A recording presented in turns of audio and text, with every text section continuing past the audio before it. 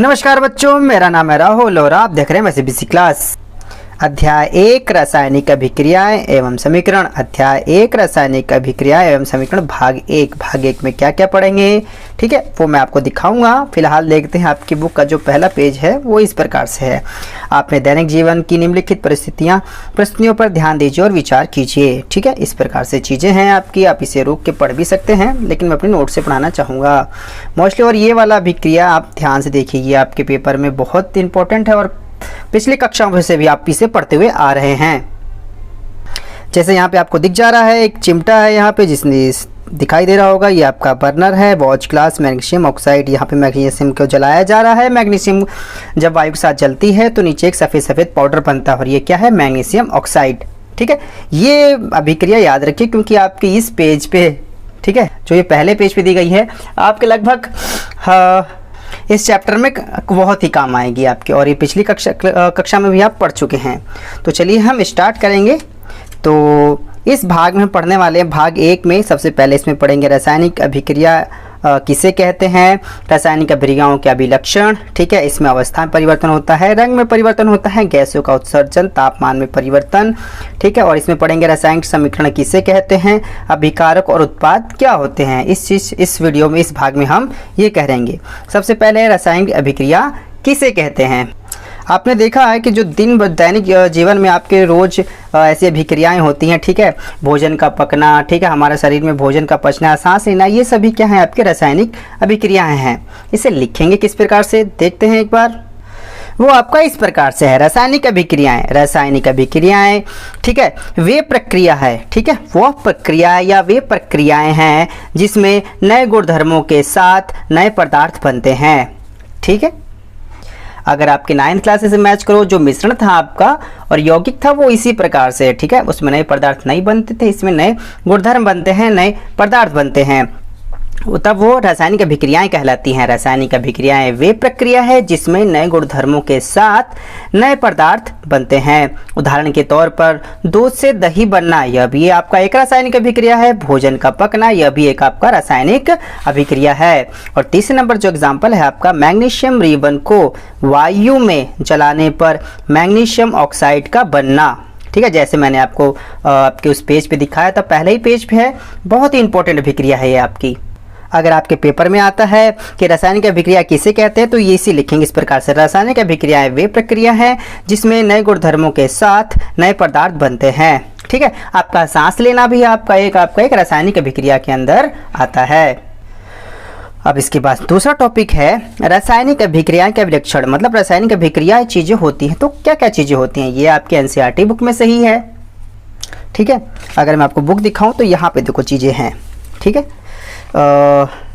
रासायनिक अभिक्रिया होती है तो क्या होता है, अवस्था में परिवर्तन होता है, रंग में परिवर्तन होता है, गैस का निकासन या उत्सर्जन मतलब निकलना ही होता है, तापमान में परिवर्तन, ठीक है। बहुत सारी चीज़ें होती हैं जब आपकी एक रासायनिक अभिक्रियाएं होती हैं।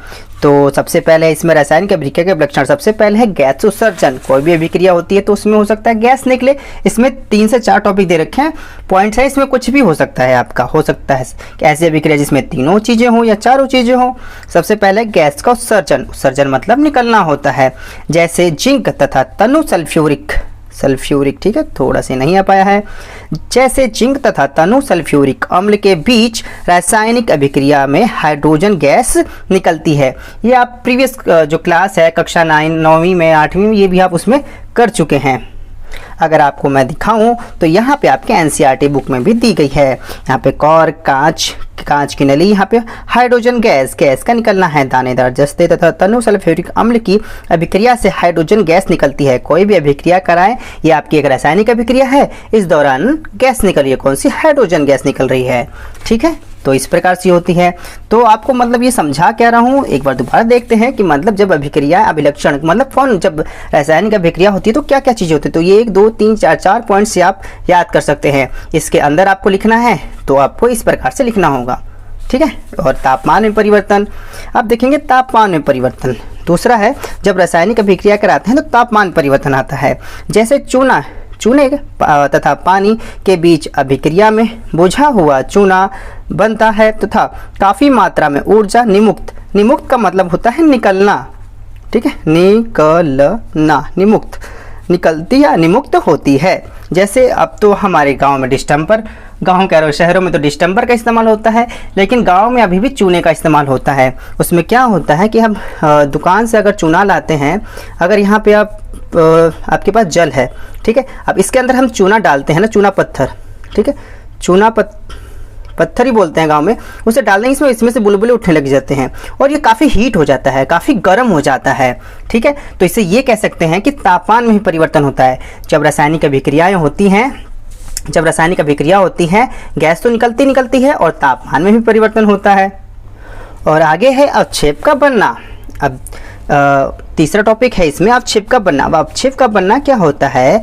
जब लेड नाइट्रेट और पोटेशियम आयोडाइड के बीच रासायनिक अभिक्रिया से लेड आयोडाइड के पीले अवक्षेप बनते हैं। अब ये देखिए, जब भी कोई अभिक्रिया कराते हैं, कुछ चीज़ें जो मट्टीदार हो, जैसे ये जूस मटमैले टाइप के होते हैं जो नीचे बैठ जाते हैं, आपको इस प्रकार से समझ सकते हैं अवक्षेप को। जैसे अगर मैं आपको यहाँ पे दिखाऊँ, देखो नीचे कुछ दानेदार चीज़ें बच जाती हैं ना, इसी को अवक्षेप कहते हैं। तो जब रासायनिक अभिक्रिया कराते हैं तो अवक्षेप भी बचते हैं, उसमें अवक्षेप का बनना, अवक्षेप भी बनते हैं। तो इसको लिखेंगे इस प्रकार से, आपको इस प्रकार से इसे लिख सकते हैं। तीसरा है अवस्था में परिवर्तन। अवस्था तो आप जानते ही हैं, आपका ठोस, द्रव और गैस। और 9वीं में एक और आया था, क्या आपको याद है? तो उसे लिख सकते हैं, कमेंट बॉक्स में देखता हूँ किसे याद है। तो चौथे पॉइंट में है अवस्था में परिवर्तन। कोई भी अभिक्रियाएं होती है, अवस्था में परिवर्तन होता है आपका। कक्षा 9वीं में आपने रासायनिक परिवर्तन और भौतिक परिवर्तन देखे थे। मोस्टली भौतिक परिवर्तन में आपका अवस्था में परिवर्तन आता है, लेकिन यहाँ देखते हैं carbon monoxide gas, carbon monoxide gas तथा हाइड्रोजन गैस की अभिक्रिया से मेथनॉल बनता है। ठीक है, मेथनॉल, यह गैस से आपका एक द्रव अवस्था में आ जाता है और ये मिलने के बाद, और ये क्या बन जाता है आपका? मेथनॉल। ठीक है, मेथनॉल बनता है। हमारे पास अगला टॉपिक है, इसी में और क्या रासायनिक अभिक्रियाएं होती हैं, तो और क्या होता है। ठीक है, रासायनिक अभिक्रिया अभिलक्षण पढ़ रहे हैं, इसमें और क्या होता है देखते हैं आगे। अगला है रंग में परिवर्तन। जब रासायनिक अभिक्रिया होती है तो उसमें रंग में परिवर्तन होता है। लोहे को जंग लगना या लोहे में जंग लगना, इस प्रकार से आप लिख सकते हैं। और आपने देखा होगा जो कई बार जो खाना होता है, खाने पे भी कई बार परिवर्तन हो जाता है रंग पे, लेकिन आप लोहे वाला अच्छे से देख सकते हैं कि लोहे में जो जंग लग जाता है, ये आपकी एक रासायनिक अभिक्रिया है और इसमें रंग का भी परिवर्तन हो जाता है। ठीक है, तो हमने अभी क्या पढ़ा? ठीक है, रासायनिक अभिक्रिया के अभिलक्षण में अवस्था में परिवर्तन, रंग में परिवर्तन, गैस का उत्सर्जन और तापमान में परिवर्तन, ये चीज़ें होती हैं। भाग 1 में सीख रहे हैं। अब आगे हम पढ़ेंगे रासायनिक समीकरण किसे कहते हैं। अब देखो, रासायनिक समीकरण किसे कहते हैं, आपने ये भी देखा होगा,